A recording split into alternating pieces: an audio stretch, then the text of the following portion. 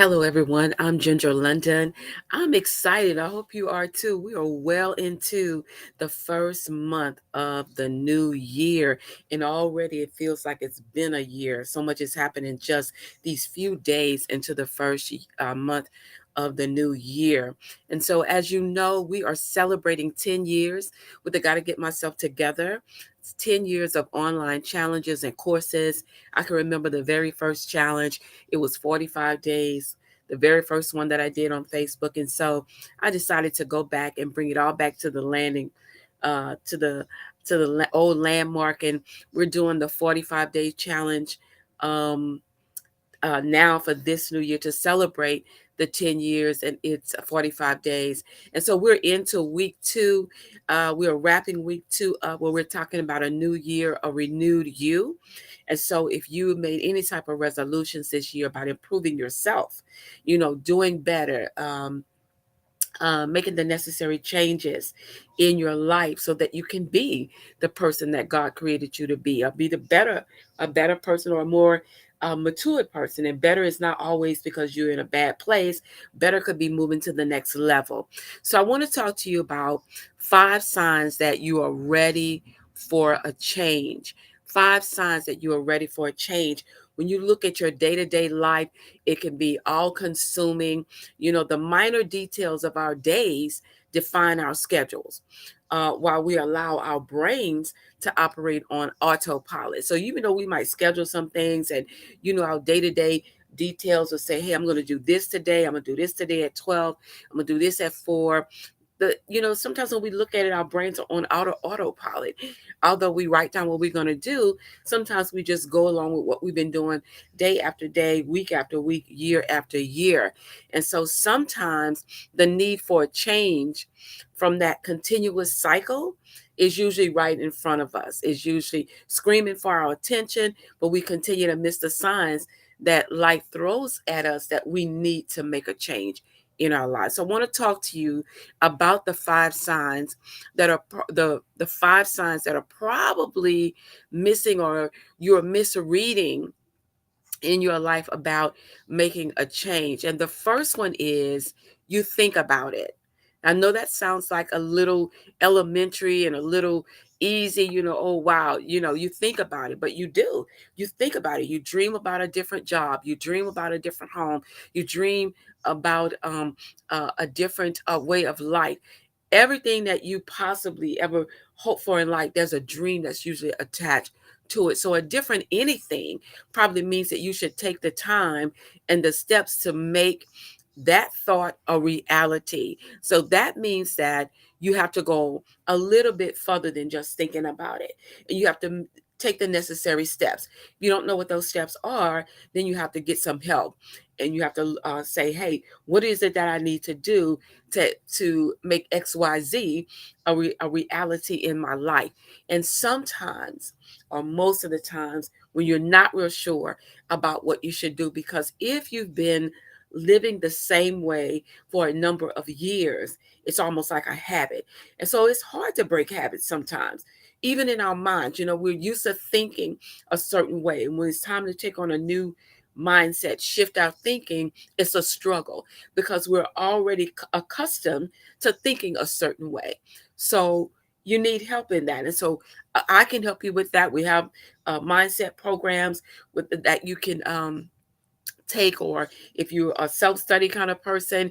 So make sure you reach out to me, because it's very important that you go beyond just thinking about it and you start taking the necessary action steps to really, really make it a reality in your life. So that's sign number one. The second sign is you're bored or overwhelmed. And I'm gonna tell you, I've been there. If you're like me, I've been there before. I've been bored, and I've been there where I've been overwhelmed. And when I'm bored, I'm like twiddling my thumbs. I don't know what I'm gonna do, trying to think of something to do, and it just doesn't come right away. And then sometimes when I'm overwhelmed, I'm just like too much is on the plate, and I don't slow down. I know I'm overwhelmed, but I don't slow down enough to clear the plate off. So when you think about number two, you're bored and you're overwhelmed. So the question would be something like this: is your job or your day to day life utterly tedious? or completely overwhelming. And neither one is good. It's not good for you functioning in the earth. It's not good for your mindset. It's not good for your emotions. It's not good for your health. So you have to consider, what steps do you need to take to either make your day more exciting or to bring it down a notch or two into the tolerable territory, right? Meaning, what can I actually accomplish today without feeling overwhelmed? If I'm overwhelmed, too much is on the table, too much is on the schedule, too much is on the plate. So I have to figure out a way to scale that down where I can manage my day in the territory that I'm in. What is my assignment today? How do I manage that today so that I'm not overwhelmed, but that I'm accomplishing what I'm supposed to accomplish, right? And if you're bored, you have to think about, what is it that you need to do to make your life more exciting, right? So if you feel like, I have nothing to do today, right? And you're a writer, then think about something that you can write. If you're an adventurous person, instead of staying inside saying, oh, I don't have anything to do today, think about going take a walk in a natural park, or a park of nature, or whatever they call it, or go to a community park where maybe there's a botanical garden, or you can walk and just really be thinking.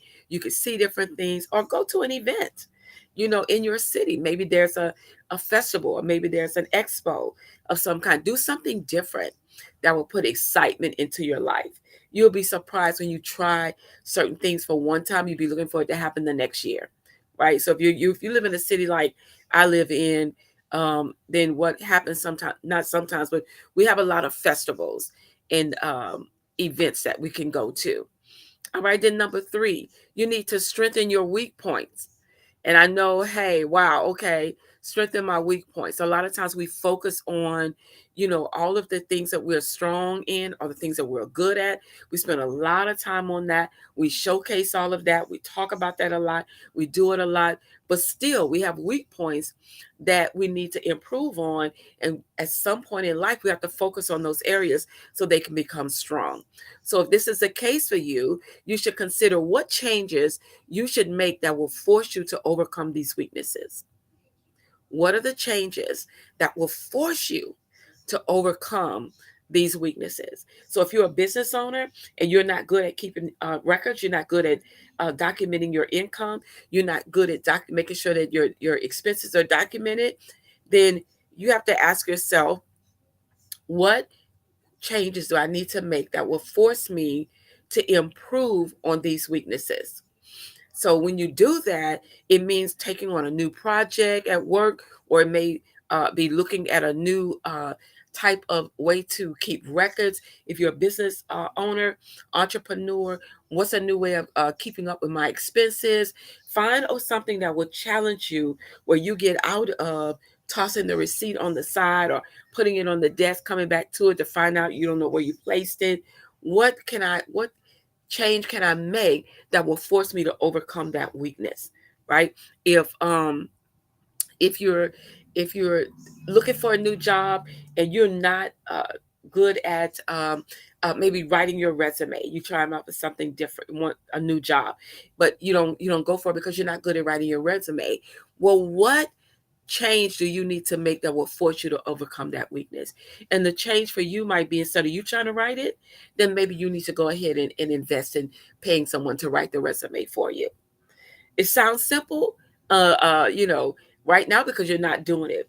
Or you might feel like, oh, I don't know if that's for me. But if you want the new job and the resume needs to be cleaned up and it needs to be polished and look a little better, and if you're not strong at doing that, then you will take the necessary, you will force yourself to make the necessary change. And that change may mean that you need to get someone to help you write that resume or write it for you so that you can go in and at least apply for the job and be considered for the job. And so you need to strengthen your weak points. That's very important, because if you don't, you're going to go through the rest of this year focusing on all of the areas that you're strong in, and then you'll be wondering why the areas that you really wanted to improve never improved.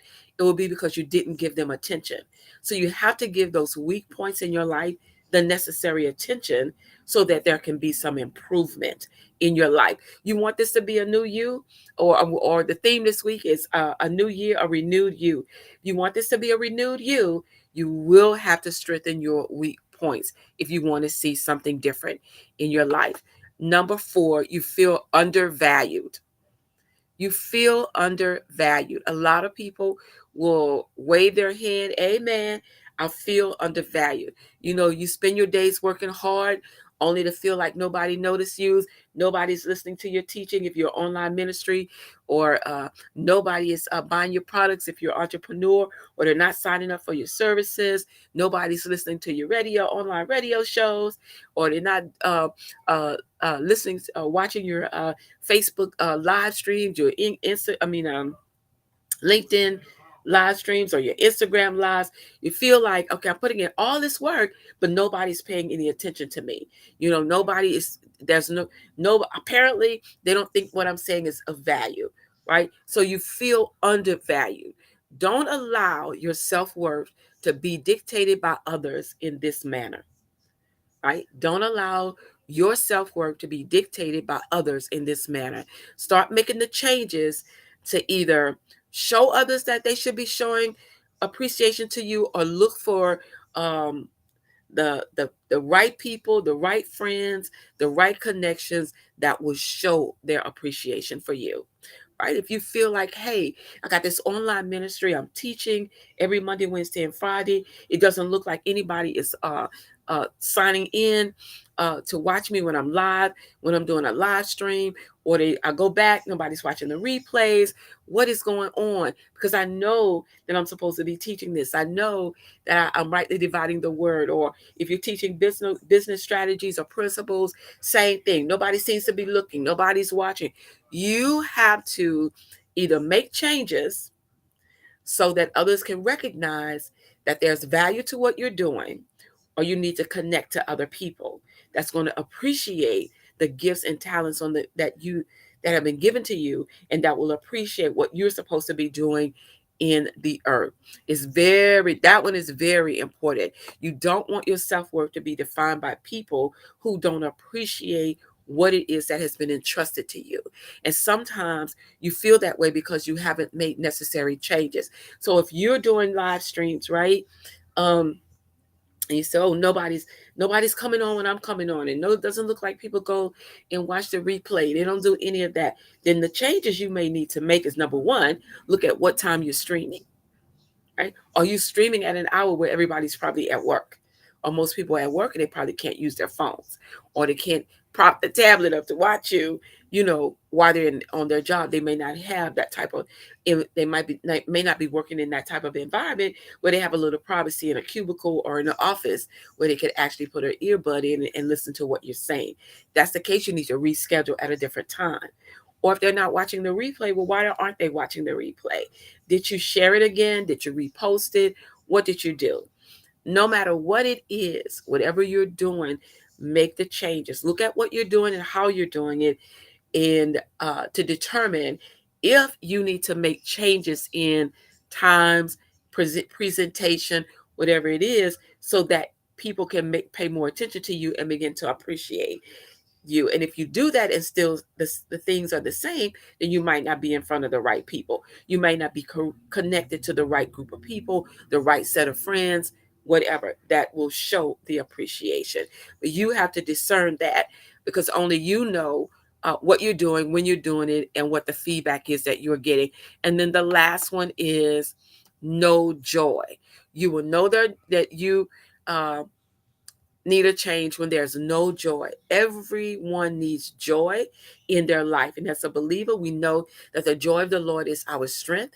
The Bible tells us that laughter is like medicine to the bone. So we need, in our lives as believers, Christian believers, we need to have joy. We need to have laughter. We need to have excitement. We need to have that in our lives. And so every life needs joy. Everyone needs joy in their life.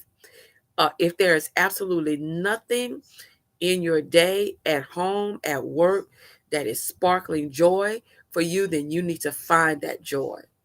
You need to find it. If every day you are gloomy, you are tired, you are miserable, you're feeling uh, uh, sad or slightly sad, you got to find that joy, right? This may mean starting a gratitude journal where you're writing out every day God, what you're grateful for, to realize that there is some good that exists in in your day, or that you need to find a project that you're passionate about and begin to work on that project, which will spark some joy into your life. It's very important that joy is in your life.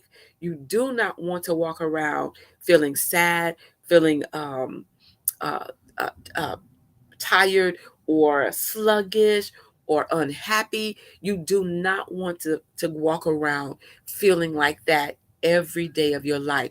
It is dangerous to your mindset, and it is dangerous to your mental health, and it's dangerous to your emotional well-being. So we know that you need to have joy in your life. So find a way. If you don't can't think of anything right now, start with the gratitude journal. Get a regular notebook, call it a gratitude journal, and begin to write down the things every day that are good that exist in your life each day. Not for the whole year or 4 years ago. Start with today. Do it every day for that day.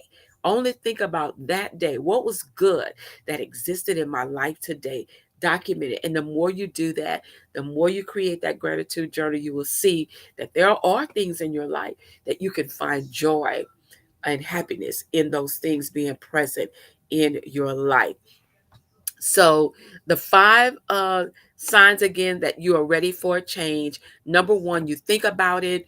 Number two, you're bored or you're overwhelmed. Number three, you need to strengthen your weak points. Four, you feel undervalued. And then five, there is no joy in your life. And so change is something that everyone needs at some point in their life. However, knowing when you need to make those changes can be challenging at every, especially at the top of a new year. It's challenging to know when you need to make those changes. And it's challenging to pinpoint what the changes are. And that's one of the reasons why a lot of people or a lot of believers at the top of the year, a new year, will do the 21-day Daniel's fast, where they are actually seeking the wisdom and the direction from God to know what needs to take place in the current year, right? And you could do the same thing for your life.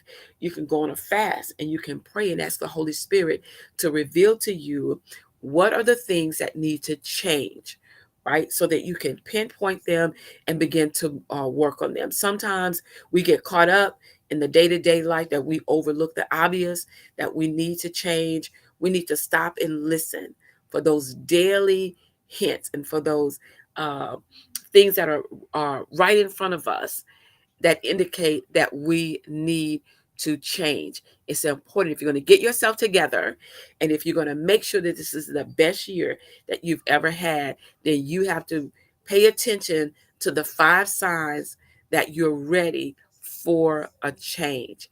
Thank you so much, everybody. I'm Ginger London. God bless you. Have an awesome, awesome kind of day. Take care.